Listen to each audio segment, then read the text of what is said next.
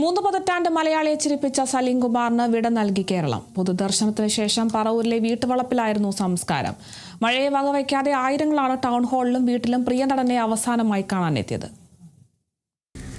സ്വപ്നം പോലെ ചിരി നിറച്ചൊരു വീട്, ലോഫിംഗ് വില്ല. സലീം കുമാറിന്റെ ആഗ്രഹപ്രകാരം തന്റെ ലോഫിംഗ് വില്ലയുടെ മുറ്റത്ത് മുൻവശത്തായാണ് അദ്ദേഹത്തിന്റെ സംസ്കാരം നടന്നത്. മതപരമായ ചടങ്ങുകളൊന്നുമില്ലാതെ ആയിരിക്കണം അടക്കമെന്ന് അദ്ദേഹത്തിന് നിർബന്ധമുണ്ടായിരുന്നു. അച്ഛൻ പറഞ്ഞേൽപ്പിച്ചതനുസരിച്ച് ചടങ്ങുകൾ ഏതുമില്ലാതെ ഔദ്യോഗിക ബഹുമതികൾക്ക് ശേഷം മക്കൾ ആരോമലും ചന്തുവും സലീം കുമാറിന്റെ ചിതയ്ക്ക് തീ കൊളുത്തി. കേരളത്തിന്റെ പ്രിയപ്പെട്ട മണവാളന്റെ മടക്കം മുടക്കാതെ മഴയും മാറി നിന്നു.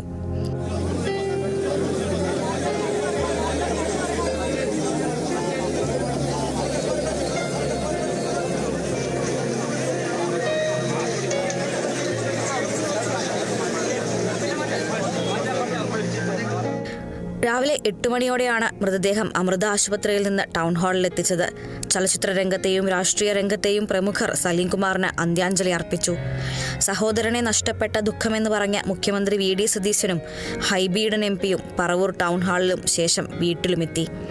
2 മണിക്ക് പൊതുദർശനം പൂർത്തിയാക്കി ടൗൺ ഹാളിൽ നിന്ന് മൃതദേഹം വീട്ടിലെത്തിച്ചപ്പോഴും ആൾക്കൂട്ടം ഒഴുങ്ങിയിരുന്നില്ല. ടൗൺ ഹാളിൽ ഊഴമെത്താതെ മടങ്ങേണ്ടി വന്ന നാട്ടുകാർ ലോഫിംഗ് വില്ലയുടെ മുറ്റത്ത് പ്രിയ നടനെ കാത്തുനിന്നു. സിനിമയുടെ ഇടവേളകളിൽ പറമ്പിൽ പണിയെടുത്തിരുന്ന, കൃഷിയും സാമൂഹിക പ്രവർത്തനവുമായി പറവൂരുകാരുടെ കൂടെ നടന്ന സലീം കുമാർ എന്ന സാധാരണക്കാരനെ കാണാനായിരുന്നു അത്. പഴകുന്തോറും നർമ്മത്തിന്റെയും ചിന്തകളുടെയും മൂർച്ച കൂട്ടിക്കൊണ്ടുവന്ന പ്രതിഭ ആയിരങ്ങളെ സാക്ഷിയാക്കി മടങ്ങി. ഇതുവരെ കാണാത്ത ഒരു ഷൂട്ടിംഗ് ലൊക്കേഷനിലേക്ക്. News desk, Kerala Vision news.